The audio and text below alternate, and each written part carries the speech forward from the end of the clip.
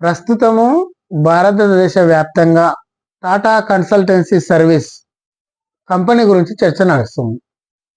Tata consultancy service అనేది ఒక multinational company, అంటే ఒక ఎంఎన్సి కంపెనీ, బహుళజాతి కంపెనీ. దీని భారతదేశంలో ముంబై కేంద్రంగా 1968 ఆ మధ్య ఏర్పడ్డటువంటి ఈ కంపెనీ ఒక 140 దేశాలలో విస్తరించినటువంటి కంపెనీ.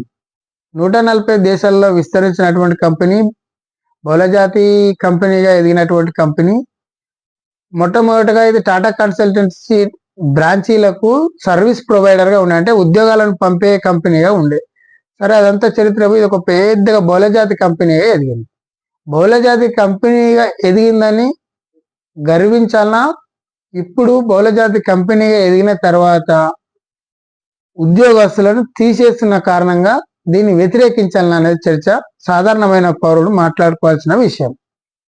బహుళజాతి కంపెనీగా ఎదిగి ఒక 11 లక్షల మంది ఉద్యోగాలు పనిచేస్తున్నటువంటి కంపెనీలో 2% ఉద్యోగాలను తీసేస్తేనే 12,000 మంది ఉద్యోగాలు తొలగిపోతున్నాయి. అంటే 12,000 కుటుంబాలు ఈరోజు రోడ్డు మీద పడేటటువంటి పరిస్థితి వచ్చింది.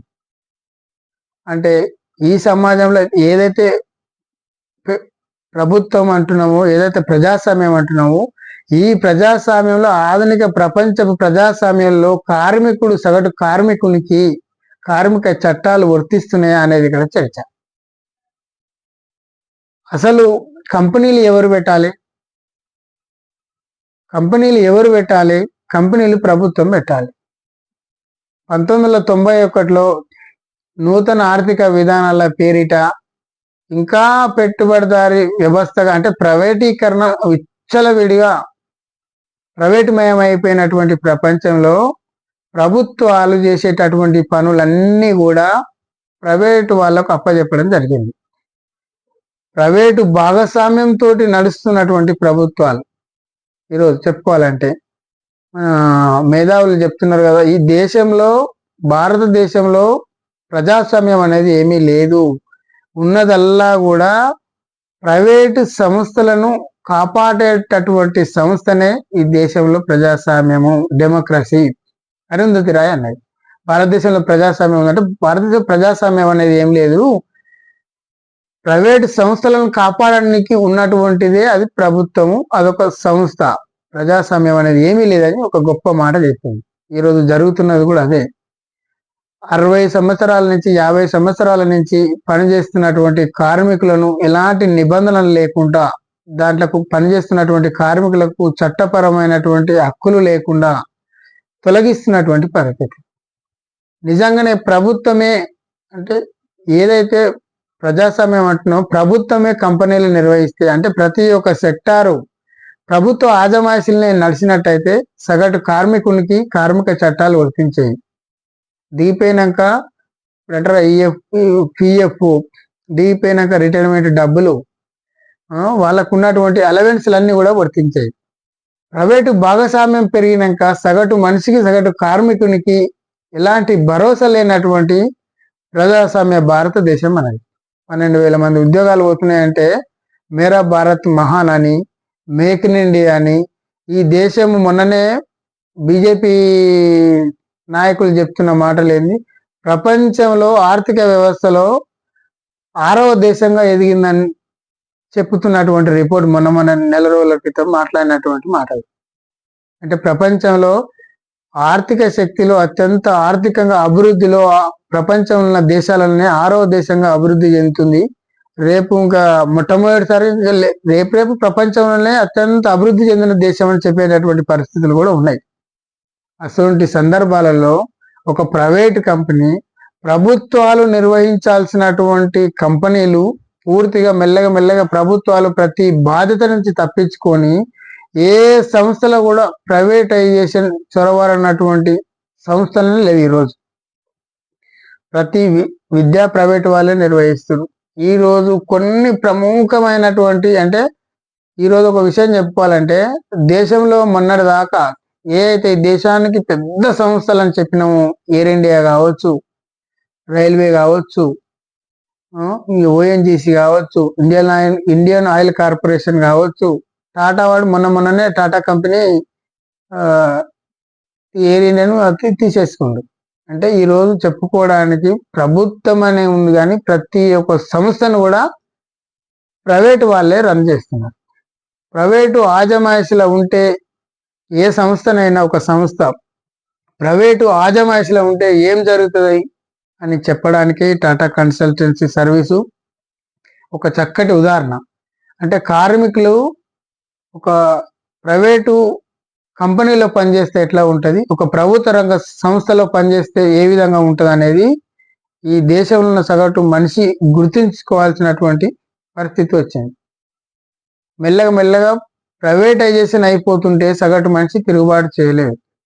ఈరోజు ప్రపంచం గ్లోబలైజేషన్ ప్రపంచంలో కొట్టుకొని పోతున్న తరుణంలో ప్రభుత్వాలు పెట్టుబడిదారులకు, బడా పెట్టుబడిదారులకు, సామ్రాజ్యవాద దేశాల కింద తొత్తులుగా మారిపోయినటువంటి సందర్భంలో జరుగుతున్నటువంటి పరిణామమే టాటా కన్సల్టెన్సీ సర్వీస్లో 12,000 మంది ఉద్యోగస్తులు రోడ్ల మీద పడిపోతున్నారు.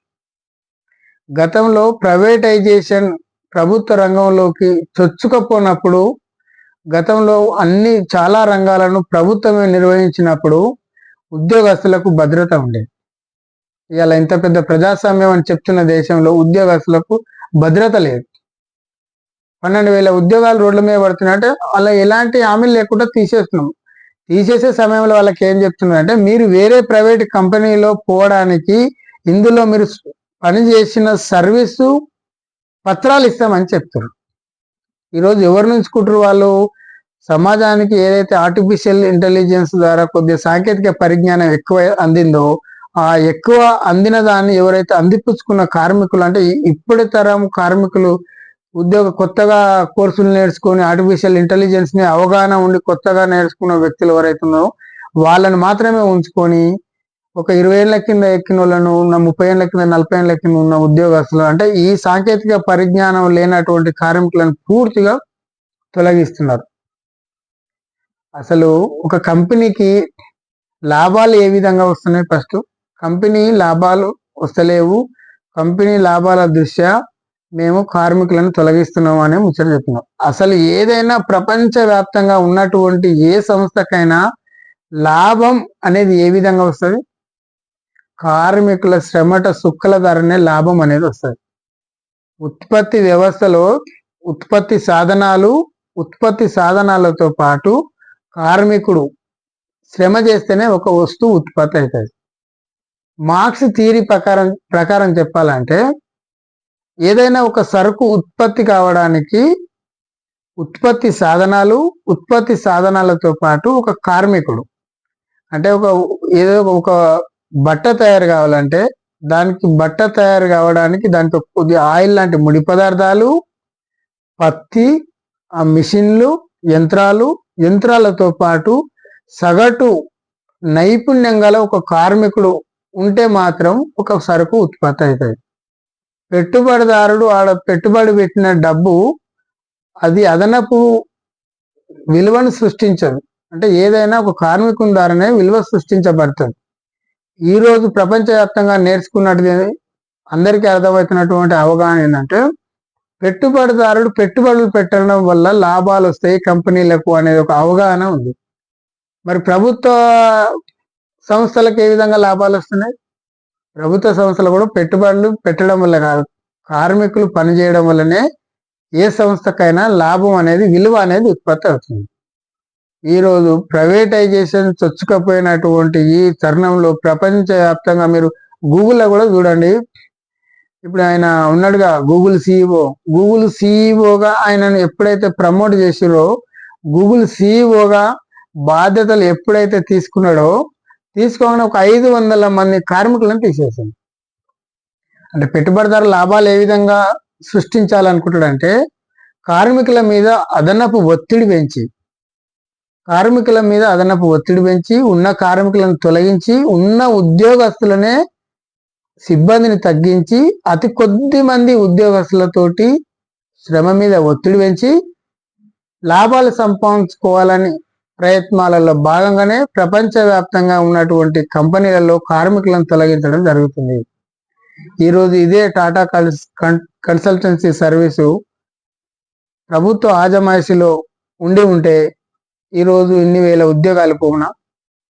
ఉద్యోగాలు రిటైర్మెంట్ అయిన తర్వాతనే తీసేస్తారు. రిటైర్మెంట్ అయినాక వాళ్ళ బతుకుకు వాళ్ళ కుటుంబాలకు భరోసా ఉంటుంది. ఎలాంటి భరోసా లేకుండా మీరు ఇన్ని రోజులు పనిచేసిరని మీ వాళ్ళకు శ్రామికులకు ఇన్ని రోజులు పనిచేసిన కార్మికులను సీనియర్లను గుర్తించకుండా తొలగించడం అనేది ఈ దేశం ప్రైవేటైజేషన్ పుట్టుకలో ప్రపంచవ్యాప్తంగా గ్లోబలైజేషన్ ప్రపంచంలో ప్రైవేటైజేషన్ పుట్టుకలో ఇన్ని పాపాలు దాగున్నాయన్న దానికి నిదర్శనం.